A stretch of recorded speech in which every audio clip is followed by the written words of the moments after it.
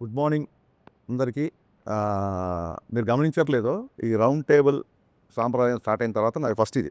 అంతకుముందు ఎప్పుడు ఎవరితో చేయలే ఇలాగా. అన్నీ ఇండివిజువలే, 1 to 1. సో ఎప్పుడు ఏ ఇంటర్వ్యూకి కూడా నర్వస్గా ఫీల్ అవ్వను నేను. ఫస్ట్ టైము ఈ రౌండ్ టేబుల్ అనేసరికి నాకు నిజంగా వాస్తవానికి ఫీల్ అయ్యా. రౌండ్ టేబుల్ అంటే మొత్తం మంది సెంటర్ చేసి ఒక రౌండ్ వేసుకుంటారు అన్న ఒక నర్వస్ ఫీలింగ్తో వచ్చా. బట్ లక్కీగా మా ప్రొడక్షన్ వాళ్ళు స్ట్రైట్ టేబుల్ వేసారు కాబట్టి ఇది స్ట్రైట్ ఫార్వర్డ్ కాబట్టి నాకు ఈ టేబులే నాకు కరెక్ట్ అనిపిస్తుంది. సో నాకు పర్సనల్గా అందరూ తెలుసు, సినిమా పరంగా ఇవాళ మనం కలిసినా సరే అందరూ నాకు తెలుసు కాబట్టి మీరు ఏ క్వశ్చన్ అడిగినా ఐఎమ్ ఓపెన్ టు ఆన్సర్. ఇది నా ఫ్రాంక్నెస్ లేకపోతే నేనేదో మాట్లాడాలని కాదు, మీ సంస్కారం మీద నాకున్న నమ్మకం. అందుకు ఐఎమ్ రెడీ. మీరు ఏ క్వశ్చన్ అడిగినా నేను రెడీ. ఓకే. ఇదొక కొత్త ప్రక్రియ ఈ మధ్య కాలంలో అవునండి. Round table, straight table. Round table నేను టెన్షన్ పడతానని చేస్తారు. నిజంగా నువ్వు టెన్షన్ పెట్టేవాళ్ళే తప్ప టెన్షన్ పడే వద్దు సార్, టెన్షన్ ఎందుకు పెట్టాలి ఎవరైనా. సరే. Okay. Ustaad Bhagat Singh most awaited and very highly expected film 26th మార్చిన థియేటర్స్లో వస్తుంది. అయితే ఈ సినిమా మీద అన్ని రకాల ఎక్స్పెక్టేషన్స్ ఉంటాయి. మామూలుగా ఒక కమర్షియల్ సినిమా మీద ఎలాంటి ఎక్స్పెక్టేషన్స్, ఎలాంటి ఒక అవైటింగ్ ఉంటుందో అదంతా ఉంది. ఆ బజ్ అంతా క్రియేట్ అయింది ఆల్రెడీ రిలీజ్ అయిన సాంగ్స్ కానీ, ట్రైలర్స్ కానీ, టెంట్లో. కానీ ఈ మధ్య మీరు ఒక చిన్న స్టేట్మెంట్ ఒకటి ఇచ్చారు. This film has nothing to do with the politics అనేటువంటిది ఇచ్చారు. అయితే ఈ సినిమాలో కొన్ని డైలాగ్స్ మాత్రం స్ట్రైట్ అవే ఆ పాలిటిక్స్ని టచ్ చేసేలాగా ఉన్నాయి. ముఖ్యంగా గాజు అంటే గ్లాస్ అంటే సైజు కాదు, సైన్యం. పదునెక్కే కొద్దీ పగిలే కొద్దీ పదునెక్కుతుంది. ఇలాంటి డైలాగులు ఉన్నాయి. ఈ డైలాగుకి గ్లాస్ అనేటువంటిది సింబల్ ఆఫ్ జనసేన పార్టీ. అసలు పొలిటికల్ టచ్ అనేటువంటిది ఈ టైంలో పొలిటికల్ టచ్ లేకుండా సినిమా చేయాలనేటువంటిది మీరు ఊరక మభ్యపెడుతూ చెప్పారా? అది వాస్తవం కూడానా? అంటే మీరు గమనించుంటే సార్, ఆ డైలాగ్ ప్రీ ఎలక్షన్స్ ముందు ప్రీ ఎలక్షన్ ముందు నుంచే అది ఒక వన్ విషయం. ఇంకో విషయం ఏంటంటే ఈ గ్లాస్ అనేది కొత్తగా ఉస్తాద్ భగత్ సింగ్లో తీసుకొచ్చింది కాదండి. మీరు అబ్జర్వ్ చేస్తే గబ్బర్ సింగ్లో ఫేమస్ పోస్టరే టీ గ్లాస్తో ఉంటుంది. అప్పుడే 2012లోనే అది పెట్టాం. ఎందుకంటే ఆ కటింగ్ చాయ్ అనేది అందరికీ తెలుసు, which represents the middle class people. బేసిక్గా గాజు గ్లాస్ అనేది ఒక మిడిల్ క్లాస్. మనం బయటికి ఎక్కడికి వెళ్ళినా సరే, ఎవరు మనకు టీవీ ఇచ్చినా సరే అండర్స్టాండ్.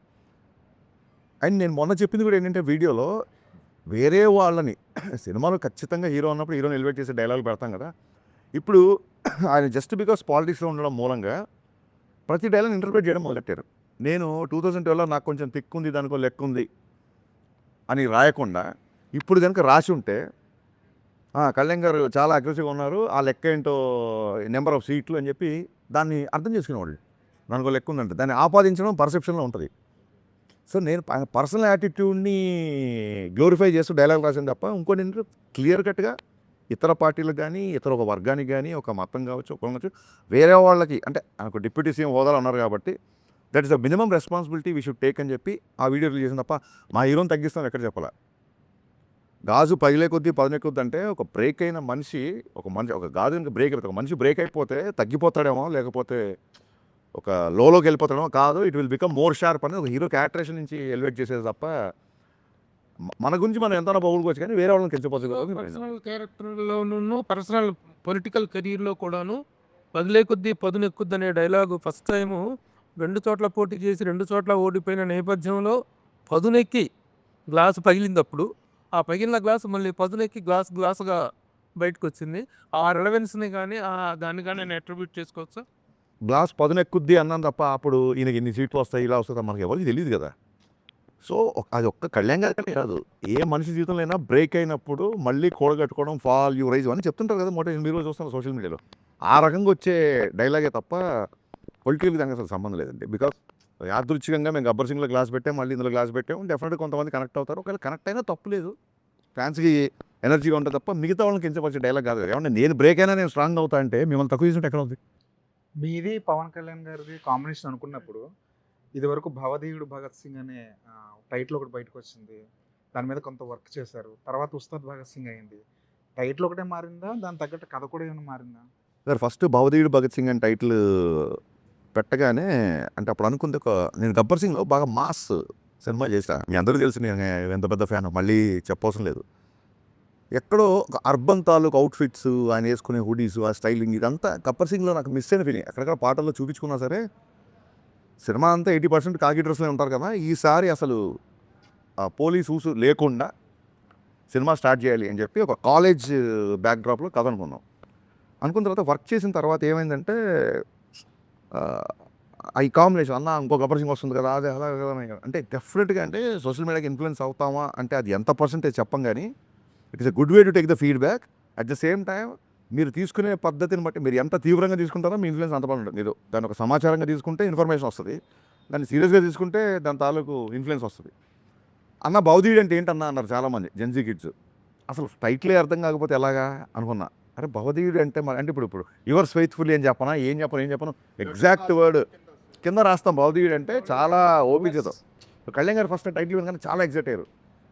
వినయం ప్లస్ విస్ఫోటనం, భగత్ సింగ్ అంటేనే విస్ఫోటనం, భవదీయుడు అంటే చిన్న హరీష్ వినయం ప్లస్ విస్ఫోటనం కాంబినేషన్ అదిరిపోయింది అని అసలు ఆ రెండు భలే సెట్ అయ్యాం అనుకున్నాం. సో ఎగ్జైట్ అయ్యాము, టైటిల్ అనౌన్స్ చేసాం. మేము అనౌన్స్ చేయలేదు, లీక్ చేశారు కొందరు, అది పక్కన పెట్టండి. తర్వాత వర్క్ చేసినప్పుడు జనాలు they are expecting more mass, ఇంకొక ఐటమ్ నెంబరు, ఇంకొక డైలాగులు, విలన్తో కాన్ఫిడెన్స్, ఇవన్నీ ఆ కాలేజ్ బ్యాక్డ్రాప్ కథలో సరిపోవట్లా. అండ్ ఎనీవేస్ ఆయన వేరే సినిమాలు కూడా సైన్ చేశారు. సరే సార్ అయితే కొంచెం స్ట్రాంగ్ యాక్టర్ తీసుకుందాము అని ఈ చూడండి ఒక యూనివర్స్ అనేది ఒక కొత్తగా బయలుదేరు కదా, ఒక గబ్బర్ సింగ్ యూనివర్స్ లాగా ఒక కాప్ యూనివర్స్ నుంచి మళ్ళీ అక్కడి నుంచి ఒక క్యారెక్టర్ వచ్చినట్టు అలా ఒక థాట్ ప్రాసెస్లో తీసుకొని ఒక పవర్ఫుల్ కాప్ అయితేనే మళ్ళీ ఉంటుంది. అంటే గబ్బర్ సింగ్ అప్పుడే చాలా చెప్పాలనుకున్నాం, లెంత్ కుదించాల్సి వచ్చింది. చాలా రోజులైంది కదా మళ్ళీ చేద్దాం అన్న యాంగిల్, అప్పుడు మళ్ళీ కాప్ క్యారెక్టర్ స్టార్ట్ చేసాం. అసలు ఓపెనింగ్ ఆఫ్ ది ఇంటర్వ్యూ మీరు మీ యూజువల్ స్ట్రోక్తో స్టార్ట్ చేస్తారనుకున్నా. ఏంటండి యూజువల్ స్ట్రోక్? అదే దాని గురించి అంటే అది ఫ్యాన్స్ చేస్తుంటారు, మనం కూడా చేస్తుంటాం, ఇంకా చాలా ఎక్కువ చేసాం కదా. పైగా ఇప్పుడు దానికి ఒక మీనింగ్ ఇచ్చాం. మెడగొట్టి తొడగొట్టి అన్నీ తొడగొట్టడం కాదు సార్ అక్కడ. అంటే తెలుగు భాషలో తొడగొట్టడం అనేది డెఫినెట్గా అది పౌరుషానికి చాలా పెద్ద హీరోలు చేసినప్పుడు చాలా పాపులర్ అవుతుంది. దానికి స్పెసిఫిక్గా మేనరిజం ఉన్న హీరోలు కూడా ఉంటారు. అది కాదు ఇక్కడ విషయం. అదేంటి చాలా గట్టిగా ఉన్నాడు, ఆ విషయంలో తొడగొట్టడం ఏంటి అంటాం. తొడగొట్టడం అంటే కాన్ఫిడెంట్గా ఉండడం ఒకటి, ఛాలెంజ్ చేయడం ఒకటి. తొడగొట్టి చెప్పడం అంటారు కదా, తొడగొట్టి చెప్పడం అంటే ఛాలెంజ్ చేయడం ఒకటి. ఎస్. సో 20 ఏళ్ళుగా ఒక మేనరిజం ఉంది, ఆ మేనరిజంకి ఒక వర్బల్ ఎక్స్ప్రెషన్ లేదు. ఇప్పుడు చిరంజీవి గారు శక్తి ఇలా చెయ్యి ఇలా పెడితే చెయ్యి చూడంత రఫ్గా ఉంది, ఇలాగా ఒక్కొక్క దానికి ఒక సిగ్నేచర్ మేనరిజమ్స్కి వర్బల్ డైరెక్ట్ డైలాగ్ ఉంది, దీనికి లేదు. సో నేను ఇదే చెప్పాను కళ్యాణ్ గారికి, సార్ మనం ఇన్ని సంవత్సరాలుగా ఒక మేనరిజం చేస్తున్నాము, ఇప్పుడు ఇలా అనగానే ఆడియన్స్ మైండ్లో ఒక డైలాగ్ రావాలి. సో ఆ రకంగా ఉంటుంది, దానికి తగ్గ సిచ్యువేషన్ వస్తుంది, ఆ ఛాలెంజ్ చేసే సిచ్యువేషన్ వస్తుంది సినిమాలో. విలన్తో ఛాలెంజ్ చేసే సిచ్యువేషన్లో నేను తొడగొట్టకర్లా, నేను ఇలా అంటే చాలు, ఇది మా స్టైలు అని చెప్పడం. తొడగొట్టడం అంటే ఇక్కడ ఛాలెంజ్ చేయడం తప్ప లిటరల్గా తొడగొట్టడం అది కాదు. అదే ఇది చెప్పింది ఏంటంటే అది రియల్ లైఫ్ క్యారెక్టర్ని ఎస్టాబ్లిష్ చేసుకుంటూ వచ్చారు కదా దాంట్లో, అంటే ఆ సాంగ్లో. బట్ ఈ సినిమాలో రియల్ లైఫ్తో సంబంధించిన ఏమి లేవంటున్నారు కదా, సో మరి ఈ సినిమాలో అది ఎలా ఫిట్ అవుతుంది ఆ సాంగ్ అనేది? సార్ ఏం లేదు, రియల్ లైఫ్ క్యారెక్టర్ అంటే ఇప్పుడు నాకు కొంచెం తెక్కుంది లెక్కుంది రియల్ లైఫ్ క్యారెక్టర్ అనే చాలామంది ఫీల్ అయ్యారు కదా. కళ్యాణ్ గారు చాలా క్రాంకీగా ఉంటారు, అసలు ఎవరు కదండి. బట్ దానికి ఆయన తీసుకునే అగ్రెషన్కి ఒక మీనింగ్ ఉంటుందని చెప్పి ఒక లెక్క ఉంది అని చెప్పాం. లెక్క అంటే మ్యాథమెటికల్ కాదు, తెలుగు పదం అది. ఆడొక అలా చేసాడంటే ఒక లెక్క ఉంది లేరా అంటాను, అంటే అతను ఒక అనాలిసిస్ అయినా వద్దాం.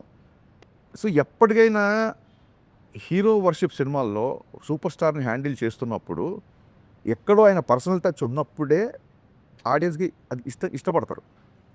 ఇప్పుడు నేను ఆకాశం లాంటి వాడిని, ఉరుమొచ్చినా మెరుమొచ్చినా పిడిగొచ్చినా ఇలాగే ఉంటాను అన్నప్పుడు నా మైండ్లో ఉంది ఏంటంటే, ఆ బిఫోర్ ఆయన సినిమాలు కొంచెం డిసప్పాయింట్ చేసే కాబట్టి హిట్ వచ్చినా ఫ్లాప్ వచ్చినా బ్లాక్ బాస్టర్ వచ్చినా నేను ఎప్పుడు నా వ్యక్తిత్వం మారదు, నా స్థితప్రజ్ఞత ఇలాగే ఉంటుంది అనేది నా మైండ్లో రన్ అయిన కంటెంట్. అది టెంపరీ క్లాసెస్ అక్కడే చెప్పాం. సో ఫ్యాషన్ మారుతుంది, స్టైల్ మారదు.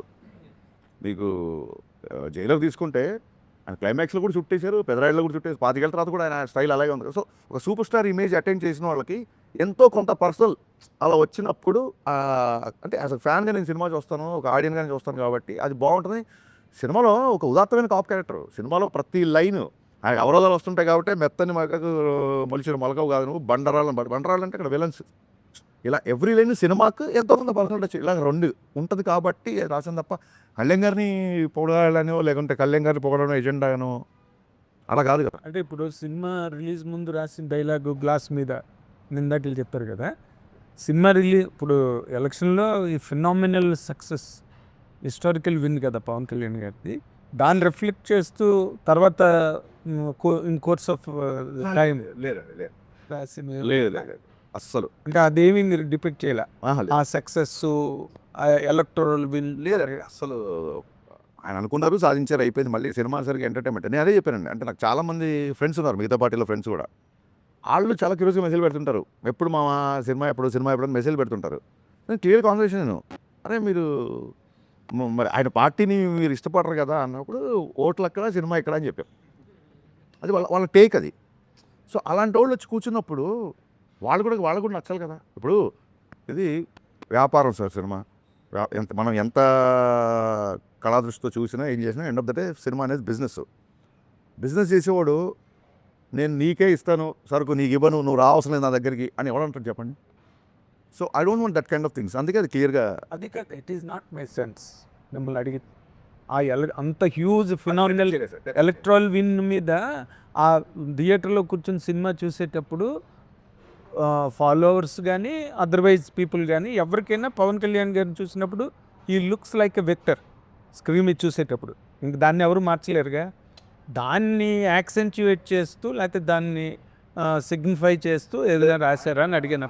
It does not mean that you should ఆయన పొలిటికల్ సక్సెస్ని గ్లోరిఫై చేసే డైలాగ్ సినిమాలో లేవు. క్లియర్గా మీరు అడిగిన question answer. OG Gabbar Singh cinema first వచ్చినప్పుడు సినిమాలో డ్యూయెట్లు కానీ పోలీస్ స్టేషన్లో అంతాక్షరి సీన్ చాలా ప్లస్ సినిమాకి యాడ్. ఈ సినిమాలో అలాంటి సీన్ ఏమైనా పెట్టారు? ఆ సినిమాలో కళ్యాణ్ గారు అప్పుడు ఖుషి తొలి ప్రేమ హిట్ ఉన్న మాస్ లెవెల్లో తీసుకున్న సినిమా గబ్బర్ సింగ్. ఆ సినిమాలో ఆయన డ్యూయెట్స్ కూడా చాలా బాగుంటాయి శృతి హాసన్ పేరుతో. ప్లస్ అదేవిధంగా antakshari scene police station antakshari scene చాలా ప్లస్, అది చాలా హ్యూజ్ హిట్ సినిమాకి. ఈ దీంట్లో రిపీట్ చేశారు అట్లాంటిది మళ్ళీ. సార్ అది ఏంటంటే ఆ సినిమా చేసినప్పుడు ఇప్పుడు తొలి ప్రేమ ఆయన ఫస్ట్ బ్లాక్ బస్టర్ ఇండస్ట్రీ. తొలి ప్రేమ బద్రి, తొలి ప్రేమలో లవ్ కాన్ఫ్లిక్ట్, బద్రీలో కూడా లవ్ కాన్ఫ్లిక్టే, ఖుషీలో లవ్ కాన్ఫ్లిక్టే. ఎప్పుడు నేల మీదకి వచ్చి రోడ్డు మీదకి వచ్చి ఒక విలన్ని ఛాలెంజ్ చేసేంత, అంటే అందులో కొంచెం యాక్షన్ ఉన్నా సరే ఒక విలన్తో కాన్ఫ్లిక్ట్ లేదు అప్పటివరకు సినిమాల్లో.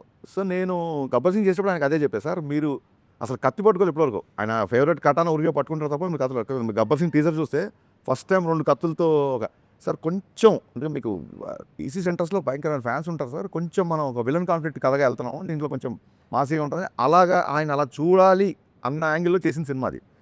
అప్పుడు తెలీదు ఆ డైలాగ్ అంత వైరల్ అవుతానో లేకపోతే అంతాక్షరి అంత పెద్దగా అవుతుందనో అప్పుడు ఎక్స్పెక్ట్ చేయలేదు. ఆ తర్వాత చూస్తే అంటే ఇప్పుడు కొంతమంది ఒక సక్సెస్ఫుల్ ఫాలో అవుతారు, అది వాళ్ళ నమ్మకం. నేను ఎక్కడ మళ్ళీ అంతాక్షరి అంటే ఎపిసోడ్ ఏ సినిమాలో పెట్టలేదు సినిమాలు చేసిన తర్వాత. అదేంటంటే ఆర్గానిక్గా స్క్రిప్ట్ డిమాండ్ చేసినప్పుడు వస్తేనే బాగా కూర్చుంటుంది, లేకపోతే ఇరిటేట్ చేస్తాం. అంతకుముందు ఫ్లేవర్ కూడా అది కనుక సెట్ అవ్వకపోతే అంతకుముందు ఫ్లేవర్ కూడా మళ్ళీ అలా ట్రై చేసాడరా అంటారు. సో అది డోంట్ వాంట్ దట్ అని చెప్పి నేను దాన్ని ఇప్పటివరకు ఎక్కడ పెట్టలా. అంతాక్షరి కాదు కానీ ఆర్గానిక్గా, అంటే నేను చెప్పదలుచుకుంది ఏంటంటే ఇప్పటివరకు అలా ఫోర్స్గా ఎప్పుడు పెట్టలేదు. ఆర్గానిక్గా దీంట్లో కళ్యాణ్ గారే చేసే ఒక ఎపిసోడ్ ఉంటుంది, రిపీట్ ఆడియన్స్ ఉంటుంది.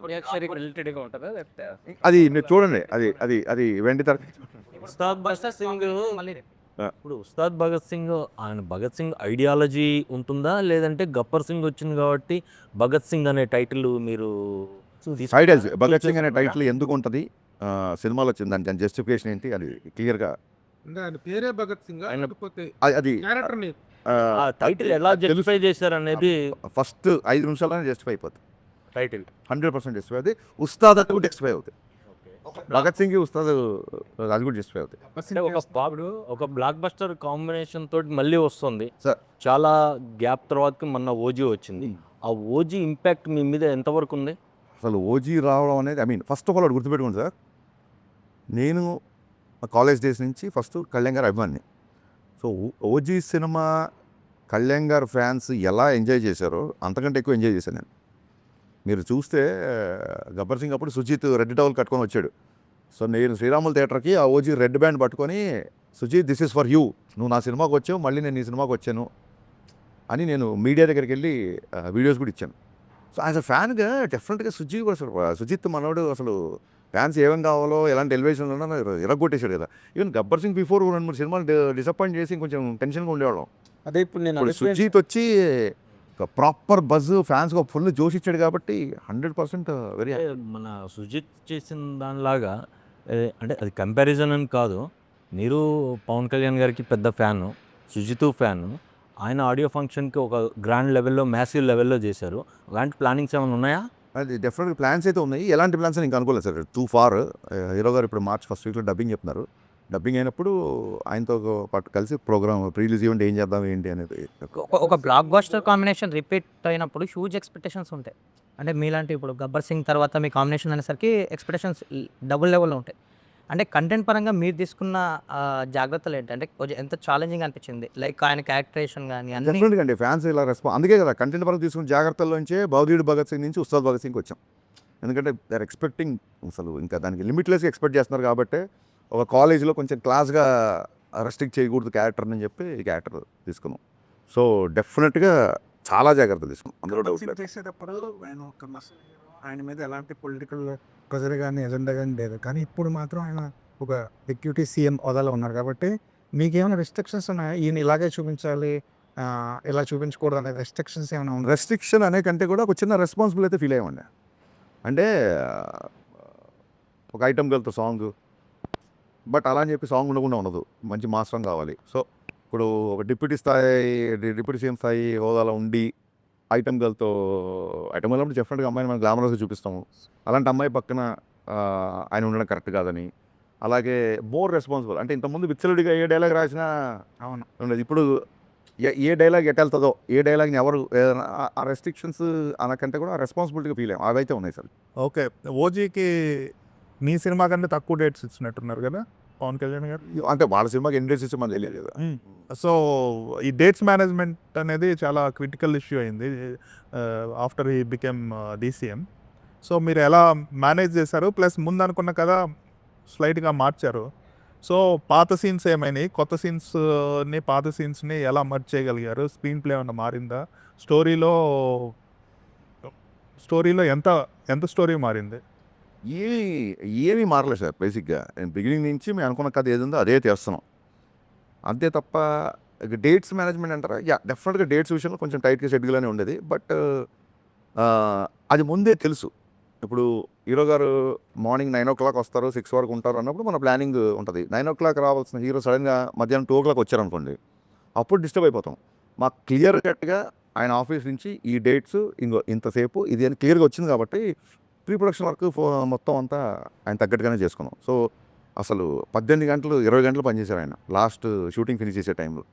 అంటే పొద్దున అక్కడ ఉండేవాళ్ళు, టక్కని ఒకసారి మంగళగిరి వెళ్ళారు కదా వాళ్ళు షూటింగ్ అంటే లేదు నైట్ 9 o'clock ఫ్లైట్ దిగుతున్నారు, నైట్ షూటింగ్ పెట్టుకుని అనేవాడు. టక్క మేము మళ్ళీ నైట్ అంటే లాస్ట్ మినిట్కి వచ్చారు. ముందు క్లియర్ డేట్లు ఇచ్చినా సరే ఇంకా ఆయన అనుకున్న టైంలో ఫినిష్ చేయాలని చెప్పి లిటిల్ అంటే ఎలా ఉంటుందంటే సార్, మనకి మొన్న రాజమౌళి గారు చెప్పారు, సూపర్ హిట్ అయిన సినిమాలు కూడా అబ్బాయి ఇంక ఇలా చేస్తే బాగుండేది, ఇలా చేస్తే అనిపిస్తుంటారు ప్రతి డైరెక్టర్కి. ఇంకో 2 పాటలు లేకపోతే ఇంకో 2 యాక్షన్స్లో ఇంకా తృప్తి ఉండదు. ఇంకా మనకి ఇంకా హీరోని ఎలా చూపించాలి అనిపిస్తుంటుంది. బట్ కథకి ఏ అవసరం దానికి ప్రాపర్గా డేట్స్ ఇష్యూ అనేది ఎప్పుడు జరగలేదు యాక్చువల్లీ. డబ్బింగ్ అయిపోయిందా? March first week. అన్వర్ అన్న అడిగిన క్వశ్చన్కి కంటిన్యూషన్. అంటే షూట్ స్టార్ట్ అయ్యే ముందు పవన్ కళ్యాణ్ గారు మిమ్మల్ని పిలిచి లైక్ మీరు అన్నారు ఇందాక రెస్పాన్సిబిలిటీస్ ఉంటాయి అని, ఆయన కూడా కొన్ని విషయాలు చెప్పారని విన్నాం. ఏంటి నిజమేనా? ఆయన షూట్కి ముందు పిలిచి లేదు, he has full trust on me. ఏమన్నా 1-2 డైలాగ్ వచ్చినప్పుడు ఇదేంటి అని దానికి ఆయన ఏమైనా డౌట్ వస్తే అడిగేవాళ్ళు. లేదు సార్ దీని మీనింగ్ దీని వెనక దీని ముందు ఇలా జరిగింది ఇలా ఓకే, అంతే తప్ప ఆయన రెస్ట్రిక్షన్స్ ఏం పెట్టలేదు. కళ్యాణ్ గారు డ్యాన్స్ పాటల్లో స్టెప్పులు వేయడం అన్నది చాలా రేరు. ఆయన కూడా మొహమాటంగా ఉంటుంది, ఆయన కూడా కొంచెం షై ఫీల్ అవుతుంటారు కదా. కానీ ఈ సినిమాలోకి వచ్చేసరికి ఆయన పూర్తిగా ఓపెన్ అవుతుంటారు. ఈ సినిమాలో మీరు ఫస్ట్ సాంగ్లో కూడా పవన్ కళ్యాణ్ గారు స్టెప్పులు ఫ్యాన్స్ ఎంజాయ్ చేస్తున్నారు బాగా. ఆయన ఎలా ఆయన కన్విన్స్ చేస్తారండి ఒకటి ఈ పాటకి మీరు స్టెప్ వేయాల్సిందే, డ్యాన్స్ చేయాల్సిందే ఫ్యాన్స్ కోసం అని? అంటే అది ఆయన ఏమంటారు, ఆయనకి సాంగ్ యొక్క అవసరం ఏంటి, సాంగ్ ఎందుకు చేయాలి, ఆ సాంగ్ మూడ్లోకి వెళ్ళాలి. అండ్ ఒక ప్రొఫెషనల్ డ్యాన్సర్ లాగా మాస్టర్ షార్ట్ పెట్టి రెడీ సార్ 1 2 ఇప్పుడు 1 ఇలా చేయాలి 2 ఇలా చేయాలంటే ఆయన గబుక్కున దానికి సింక్ ఇన్ అవ్వరు. దాని బిఫోర్ సీన్ ఎక్స్ప్లెయిన్ చేసినట్టే సార్ ఇగో ఈ సందర్భంలో ఈ ఎమోషన్ నుంచి ఈ సాంగ్ వస్తుంది, ఈ అమ్మాయి ఓకే చెప్పింది కాబట్టి మీరు ఆ సెలబ్రేట్ చేస్తా పిల్లానులు, ఈ అమ్మాయి నవ్వింది కాబట్టి పిల్లానులు చేసిన సాంగ్ వస్తుంది, ఈ అమ్మాయిని చూశారు ఫస్ట్ టైం అనేది ఆకాశం అమ్మాయి సాంగ్, దీని బిఫోర్ మీ ఎమోషన్ దీని బిఫోర్ ఇది అని చెప్పడము ఒక సగం ఆయన కన్విన్స్ అవుతారు. మిగతాదంటారా పాత సినిమాల్లో నేను ఆయన సినిమాలన్నీ ఐప్యాడ్లో వేసుకొని చూసి నాకు ఈ మూమెంట్ ఇష్టం, ఇది ఇష్టం, ఇది ఇష్టం, ఇది ఇష్టం, ఇది చాలా బాగా చేశారు, అసలు నేనే చేశాను, ఇది ఎలా చేశాను నేను ఇప్పుడు అని చెప్పి ఆయనే ఆశ్చర్యపోయిన సందర్భాలు ఉన్నాయి. ఇంకా మిగతాదంటారా అది నాకు ఆయనకు ఉన్న మధ్య దాని ఏమంటారు, that is my trade secret అనుకోవచ్చు. దేంట్లో ఎలా ఎక్సైట్ చేస్తే చాలా మీకు తెలుసు.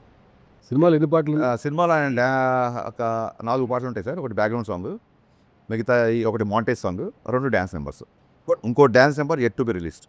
ఇద్దరు హీరోయిన్స్తో ఒక డాన్స్ నెంబర్ ఉంటుంది అలా అది ఎందుకు తెచ్చారు? భయ్యా మీరు మరీ అసలు మీరు ఎలా ఉన్నారంటే ట్విట్టర్లో ఎవరు ఏది మాట్లాడినా దాన్ని మీరు క్వశ్చన్ అంటున్నారు. అసలు మేము ఎప్పుడు చెప్పలేదు ఇద్దరు హీరోయిన్స్ ఉంటుందని.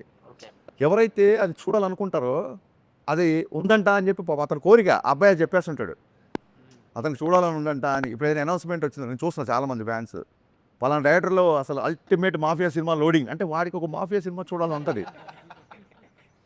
ఆ కోరికని అతను తట్టుకోలేక పాపం బహిర్గతం చేస్తుంటాడు. అలా ఇద్దరు హీరోయిన్ కాంబినేషన్ సీన్స్ లేవు ఈ సినిమా. ఇప్పుడు పవన్ కళ్యాణ్ గారు లాంటి ఒక వైల్డ్ ఫైర్ ఇమేజ్, అంత పాపులారిటీ ఉన్న హీరోల్ని డైరెక్టర్ ఎలాగ ప్రజెంట్ చేసినా ఒక 70% వాళ్ళే స్కోర్ చేస్తారు సినిమాని. ఇంకా మిగిలింది డైరెక్టర్ తాలూకా థాటు, ఓరియంటేషన్, ఎవ్రీథింగ్ అనుకుంటాయి. బట్ ఈ సినిమా వరకు మాట్లాడితే మీరు డైరెక్టర్గా మీరు అలాంటి ఒక వైల్డ్ ఫైర్ ఇమేజ్ ఉన్న హీరో మీద మీరు డైరెక్టర్గా స్కోర్ చేయగలిగేది ఏంటండి? అంటే అది ఫస్ట్ టైం అలాంటి వైల్డ్ ఫైర్తో చేస్తాం అనుకోండి, మీరు అన్న ప్రెషర్ అది ఉంటుందేమో. నేను అది ఒక డికేడ్ బ్యాకే చేశాను నేను. ఒక వైల్డ్ ఫైర్ని ఒక డికేడ్ బ్యాకే డైరెక్ట్ చేసాం. Of course. సో అప్పుడే ఇంకా చాలా భయం ఉండేది, అంత పెద్ద హీరోతో ఫస్ట్ టైం పనిచేస్తామని. ఇప్పుడు దాని తాలూకు ఒక రిలేషన్ అవ్వచ్చు, ఒక 10 years ఆఫ్ జర్నీ అవ్వచ్చు, ఒక డికేడ్ ఆఫ్ జర్నీ అవ్వచ్చు. నేను ఒకటి చెబితే ఈ స్క్రీన్ మీద ఎలా ఉంటుందని చెప్పి ఆయనకు ఉండే అవగాహన అవ్వచ్చు. So I was enjoying. అంటే ఆయన టైట్ స్కెడ్యూల్ ఉంది కాబట్టి షూటింగ్ జరిగిన 2 నెలలు ఆల్మోస్ట్ ఒక 2-3 hours పడుకున్నాం. కానీ ఎక్కడ కూడా స్ట్రెస్ ఉండేది కాదు. ఎందుకంటే రేపు పొద్దున 8 డైలాగ్ తీస్తున్నాం, రేపు పొద్దున ఈ సాంగ్ చేస్తున్నాం, రేపు పొద్దున ఆయన వచ్చే ఈ సీన్ చేస్తున్నాం, రేపు పొద్దున ఈ అమ్మాయితో ఎంటర్టైన్మెంట్ సీన్ చేస్తున్నాం. ఈ ఎక్సైట్మెంట్, అడ్రినల్ రష్ అనేది